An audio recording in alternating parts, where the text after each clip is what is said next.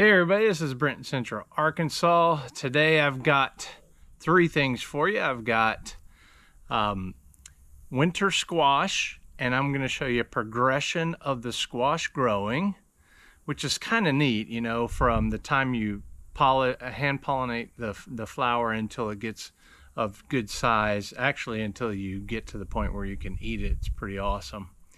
The second topic is the difference between a hybrid, which is folio 1 or the first generation, and the second generation. The first generation is very consistent, uniform, you know, not perfectly uniform, but pretty consistently uniform. Very similar to an open pollinated variety.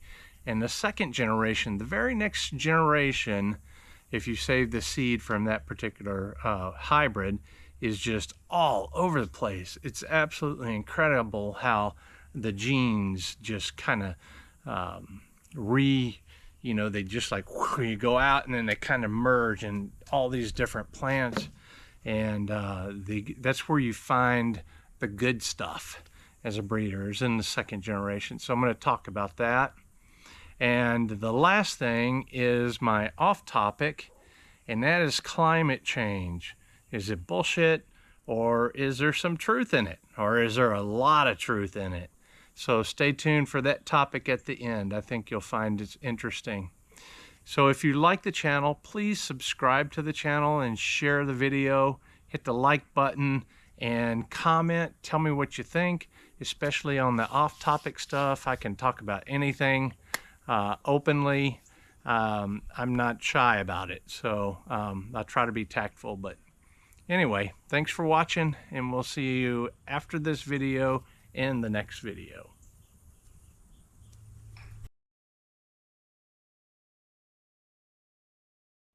This trellis here has my Ozark Winter, and Ozark Winter is a hybrid of two different Maximus squashes. And yeah, it's a great looking hobby, so I mean a great looking cross so far. But I want to talk about the vines today because these grow so fast. These are little growing branches, kind of like suckers on tomato. I have to come out every few days and pinch out these little things, because these little suckers, if you will, because they will flat out take over in no time at all, in a couple days. See that one? That one's bigger. So I'll go through and I will pick these out. Usually by hand is enough. If you get them small, you can just bend them over like a tomato similarly, but they don't, like with tomato, if you pull it, it could rip a piece of stem or vine way down before it stops. But these don't do that as much. But these are easier to crush or bend over and kill off a growing tip. Anyway, next thing I do is I secure it with this tool here. Let me see if I can do this with the camera. Hold on.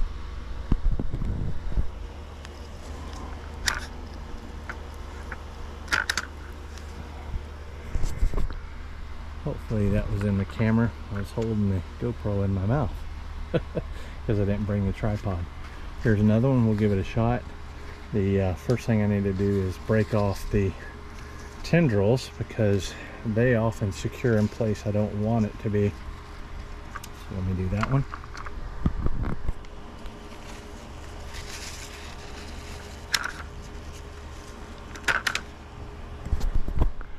Alright, hopefully that's in the picture for you, and I'll do the rest off camera, but that is every couple 3 days, sometimes a little longer, but not much with these winter squash. They grow quick. This is a good example of a baby. None are really growing yet, haven't been fertilized, but carry to the top and you can see that this branch is already taller than the trellis.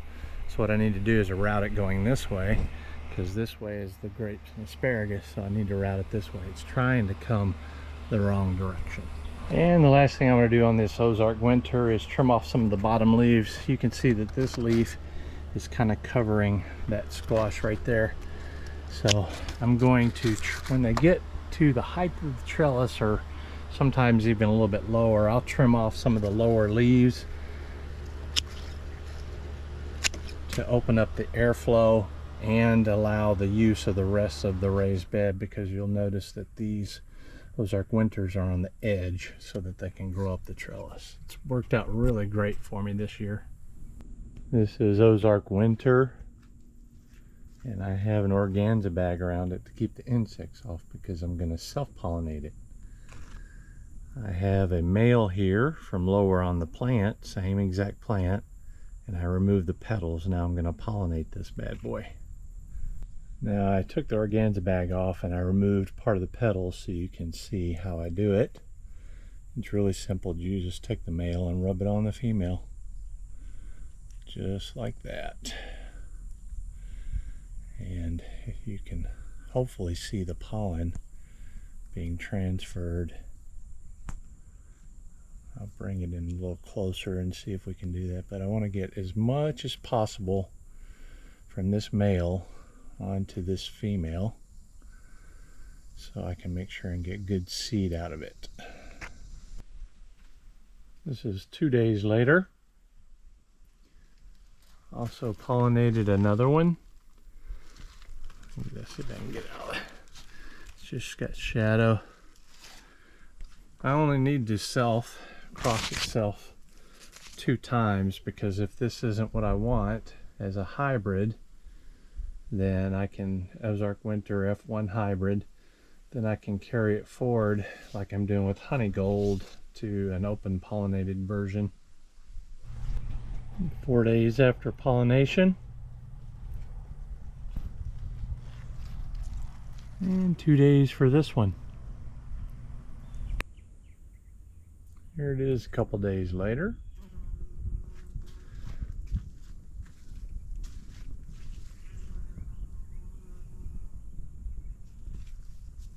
And the other one, which appears to be catching up. Notice the colors are a little bit different. The shape is the same. And they're about the same size right now. So that's interesting.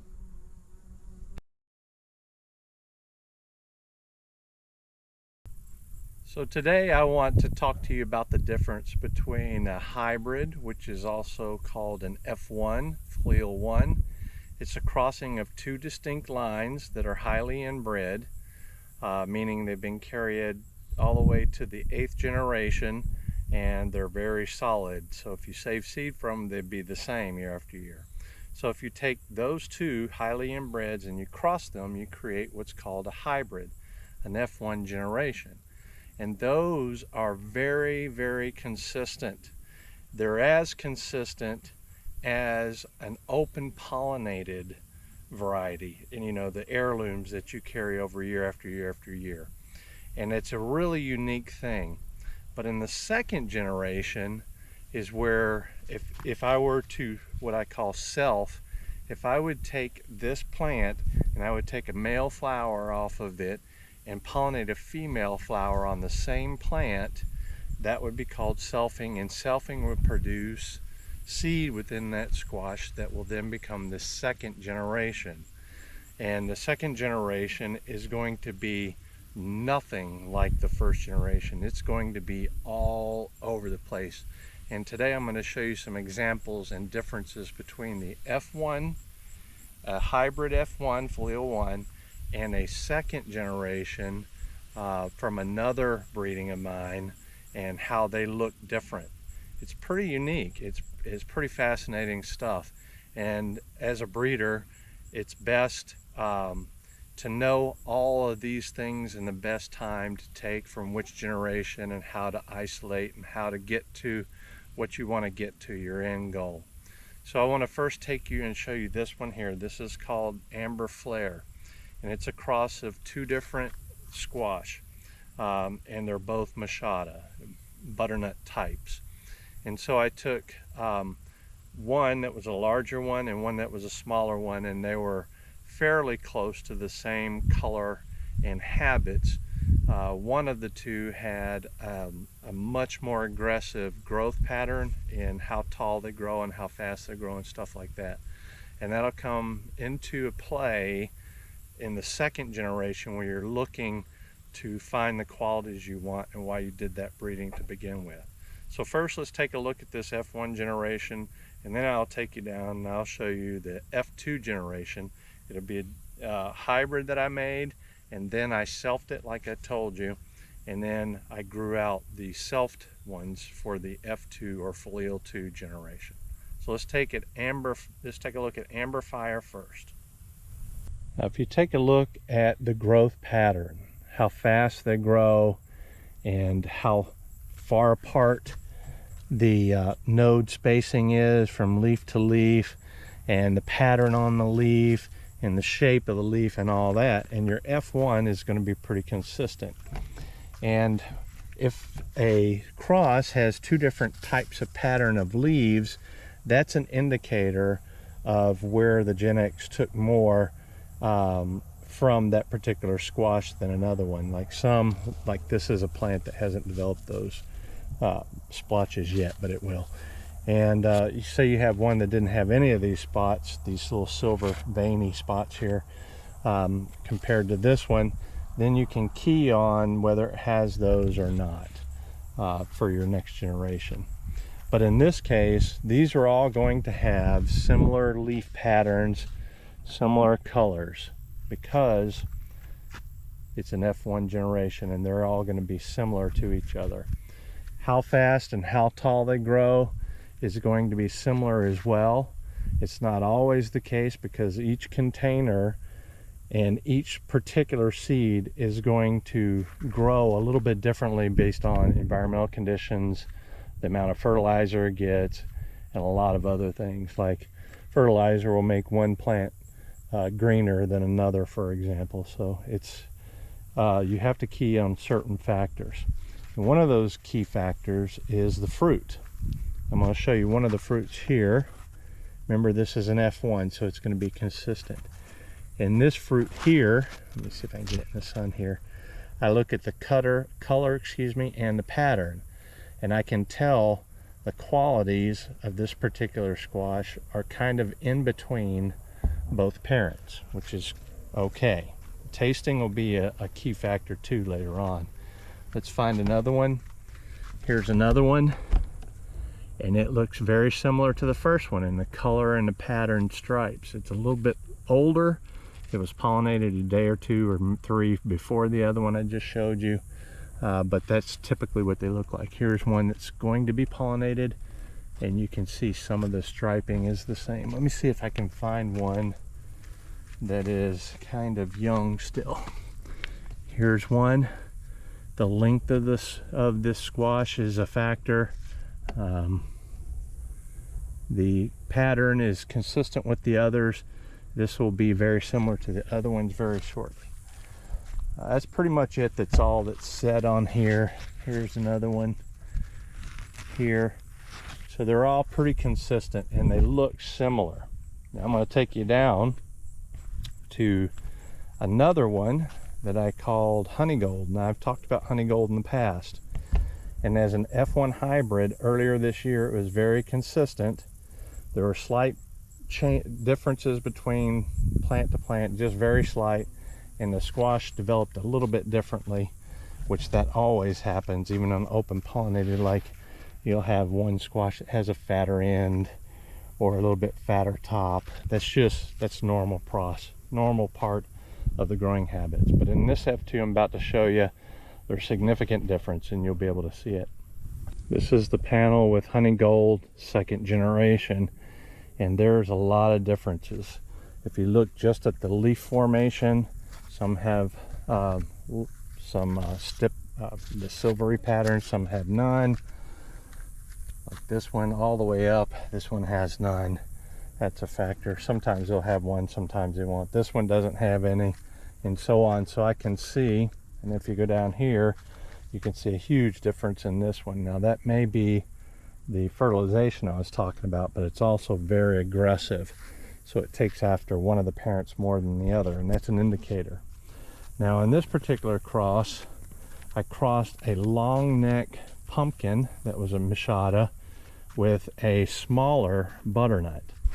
And so I've gotten all kinds of mixes in between the two. So I'm going to show you some of the fruit and what I key in on.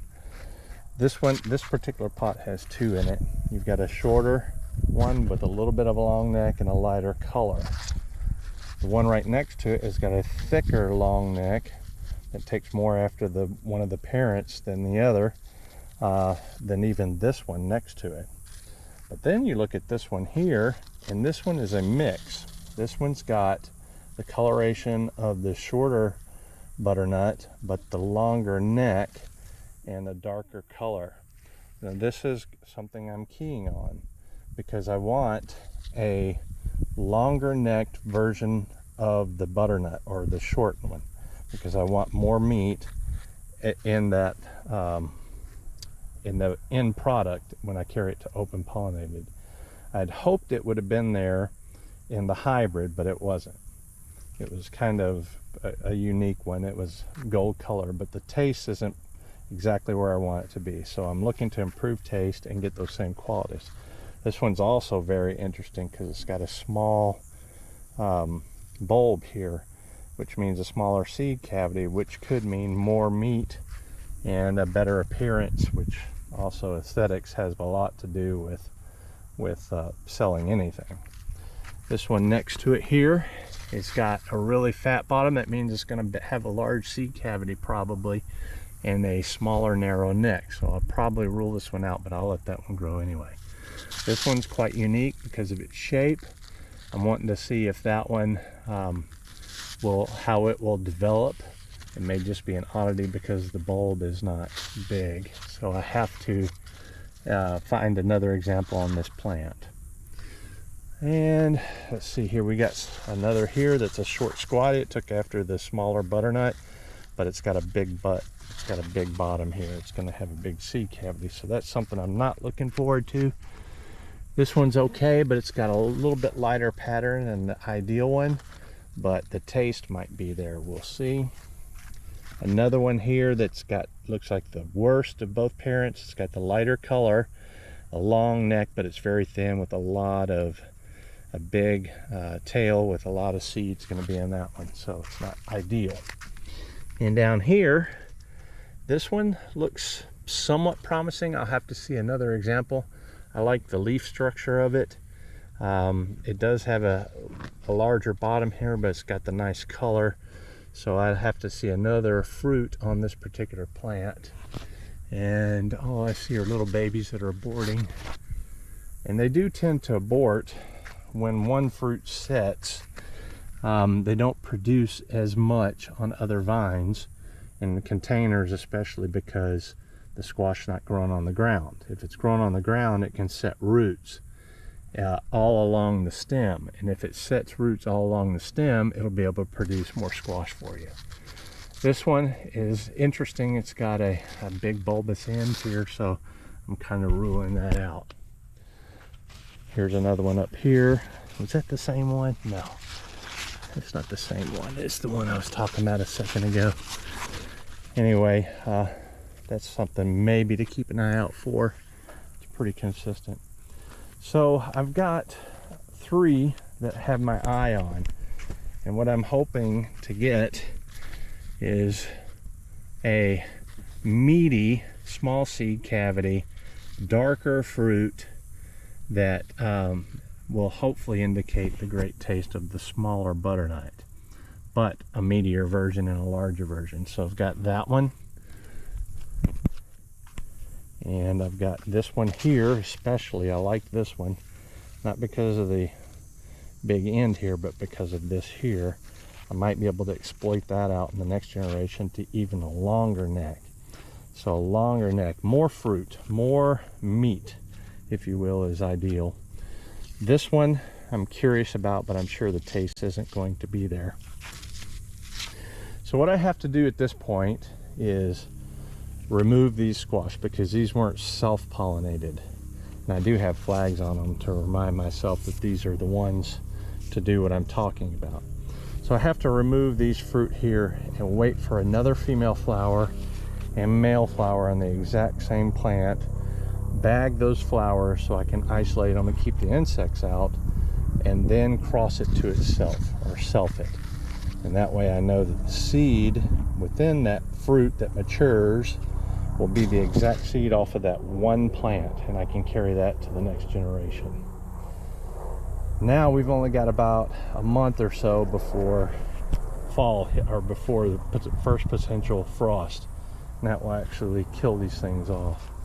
But what I can do is, if they're growing pretty good, I can undo them from the trellis here and carry the whole pot into my winter grow room and re-lift the whole vine back up and let it finish producing the seed indoors. So that's my plan, and that's the difference between an F1 and an F2 and my plans on dealing with all this. I'm going to remove these fruits. This one, there's another one, this one here, and lastly this one here. So those three I will try to self, and hopefully we can get the seed from them, and also do a taste test on them. Here's a side-by-side, so you get an idea of the difference up close in comparison. And I like this one. It's got a little bigger backside than I'd like. I like this one a lot because of potential, and I like this one probably the most. But what is really going to cinch it one way or the other is the taste.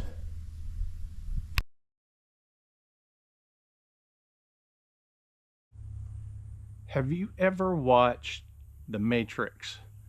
Love me some Matrix. All the movies. I'm a big sci-fi guy, especially the quality made movies like The Matrix. I'm also a fantasy guy. I love me some Harry Potter too. Just, I don't know, I'm kind of geeky that way. Mystical, magical, the possibilities both in sci-fi and fantasy just drives me to the theater. And that doesn't happen a lot these days. Seems like the movie theaters are just kind of dwindling. And everybody's doing Netflix. And the worst part about it is everybody is just absolutely watching the dickens out of Netflix. They're watching from the, what's it called? When you watch it from the beginning to the end, it's just, anyway, I'll find the topic. It's just incredible. And I know that there's a person in my family, wife, that does that all the time, just from the beginning to the end. And I'm doing stuff throughout the day. I'm not a big TV person until late at night, but I can hear the shows over and over and over, and you know, I just kind of get a perception of what's going on. And so I'm listening to it, not really paying attention to it, but I'll know when she rewinds it and plays a part over because she went to potty or get something to drink or something like that. I'll know if it's the same people, and it's just crazy how people are just watching the dickens out of some streaming shows, and that's mostly Netflix, of course. So anyway, back to topic. The Matrix has something here that's going to lead us into something that I think is a pretty interesting thing to consider. And if you ever watch it, Mr. Smith, he's the bad guy. He's the one Keanu Reeves fights quite a bit in all three movies. And Neo is I haven't watched it in a long time, but Neo is Keanu Reeves' character, and he's just he does everything. He just dodging bullets and all that great stuff. Anyway, I need to watch that after this. So Mr. Smith has, I can't think of, Morpheus in a chair, and he says to him, I've been studying you guys for a while, and you are not mammals. You are essentially a virus. You go into an area, you multiply, and you consume all the resources. And recently, Helene has hit the southeast, Florida, South Carolina, North Carolina, Georgia, and eastern Tennessee and all that. And it's done significant damage. So that's what brought up this topic to me. And the one party in particular always says it's due to climate change. And so I'm going to tell you my opinion. My opinion is, yes, of course, we affect the climate some. But on the flip side, I don't think we're affecting it enough to freaking say that the tornadoes and the hurricanes, did I say tornado before? It was a hurricane. Helene was a hurricane. But anyway, I don't think we're affecting it enough to say that we're increasing the amount of hurricanes and stuff like that. But I think we're probably affecting it enough to probably melt the ice caps more. And maybe it's the spin and rotation of Earth, and maybe it's just natural to a lot of degree too. So I think we're affecting it a little, but not enough that it's an existential threat. You know, I don't think it's important at all in the next, well, in my lifetime and in your lifetime and your grandchildren's lifetime. It's not going to be significant, but it's going to be some. So I got to thinking, and you tell me what you think, which, you know, how much we're really affecting climate change, and if it's things we need to do now. Well, of course we need to do some things now, but I don't think it needs to be like, I think it needs to be responsible things, you know, not affecting our lives in a negative way, but at the same time making progress. I need to tap the back of the screen because it's not wanting to show up. I can't see if you see me or not. Let me bring you a little closer, get you out of the sun, the camera. I don't want it to overheat. So hopefully it didn't turn off. So I'm going to keep talking. I can't see if you see me. So yeah, I think it's affecting, I think we are affecting the planet, but I got to thinking, as I usually do when I'm figuring out things. I do a lot of stuff. And essentially you have to get to the absolute truth if you want to advance your cause or your project or something like that. Because if you're doing something with plants, the plants don't care if you're opinionated about something. They care about what actually is. And so I'm going to tell you something. I'm going to bring up something that Mr. Smith did, and that is overpopulation. I do not ever hear anybody talking about in the news or anything to affect climate change in a positive way. Dang it, there it is, I can see it again. Then we need to get to the root cause. And the root cause is us. It's human beings. We're eating up all the natural resources.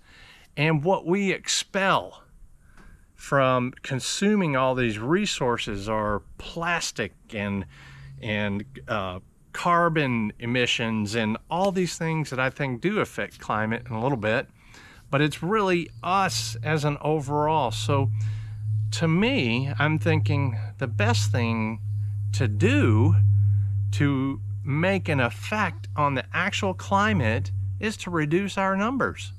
Now, I don't mean that we need to go out and start doing what China did many years back, where they say you can only have one kid and stuff like that. No, that's not what I'm saying at all. I think families are very important, and I think that the amount of children we have and all that's a personal opinion. I don't want to take any of those rights away from people at all. But at the same time, in the past 50 years, I'm older than the past 50 years. I'm 58. But in the past 50 years, we have doubled the worldwide population from 4 billion to over 8 billion. In another 50 years, I won't be here, but a lot of you will still be here. We will go from 8 billion to 16 billion if we keep on track. You hear people say that we are losing our numbers, and that's not true. Our growth rate is the amount percentage we grow every year is reducing, and I don't know what that has to do. You hear really smart people say we need to keep growing, we need to keep bringing people in and all that. I don't like that.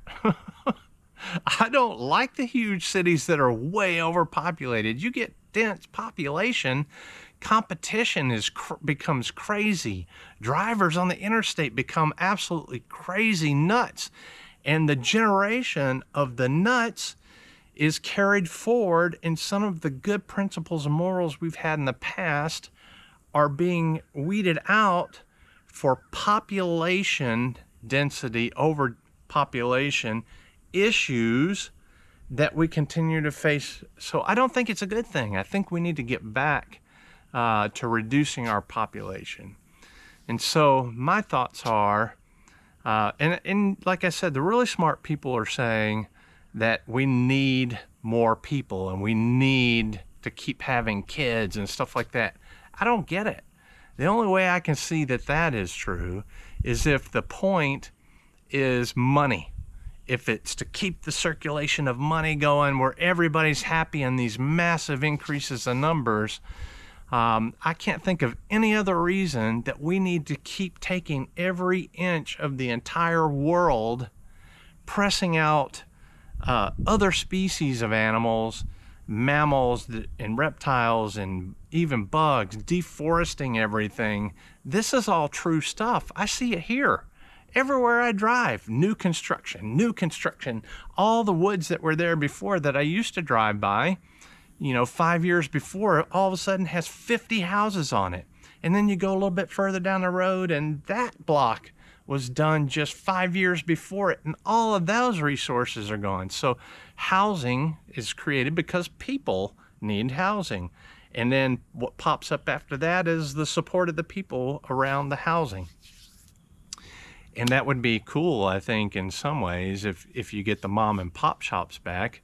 But now everything's going to where we're killing the mom and pop shops and for Amazon, because we're getting lazy. It's actually better, in my opinion. I've been a Prime member for a while, but I think that's a problem that maybe we should look at, maybe breaking them up some, or maybe starting a conversation about getting out and about and walking around and supporting your local stuff and all that.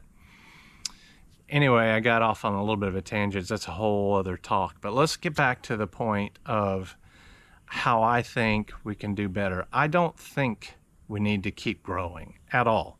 I think that if we slowly lower, dang if that dang didn't, there it goes. If we lower our population, like we get to the point where we're creating fewer babies than people are passing by a little bit, over time, in the next 50, 100, 200, 500 years, we can get back to where it's healthier. We wouldn't have to generate all the new technology and brand new farming techniques to take away forest and create new crop areas, because the population is so huge and we're shipping it all around the world to support, which is consuming other natural resources like gas and all that kind of stuff. Anyway, yeah, in a way, I think we're really damaging the planet. Not because we're bad people. The human race is awesome. The best thing there is. Children are awesome. I love the laughter of children. But sheer numbers, man. We just keep making babies and making babies and making babies and making babies, and we're growing substantially in a short amount of time, and that's got to stop. We've got to pull it back, or go to another planet, and then we're doing the same thing, but thousands and hundreds of thousands of years later, I don't know. So through attrition. And I think and that's the way you do it. I think it can be done through attrition, and we adjust the technology for the slow rate of decline of the population. And attrition means that we start with education. We start when they're young. We start preaching it right now. And what happened, I noticed with my kids, raising them, is I kept saying things over and over, consistently, over and over and over. It became an idea that I heard my children as adults regurgitating. And I think that can happen if we as leaders actually address climate and the health of our world is just talking about it and just saying, you know, we need to do this logically. You know, have as many babies as you want, but consider that we need to save the health of the planet too, so that everyone can use it in the future. And you know, it's like gas.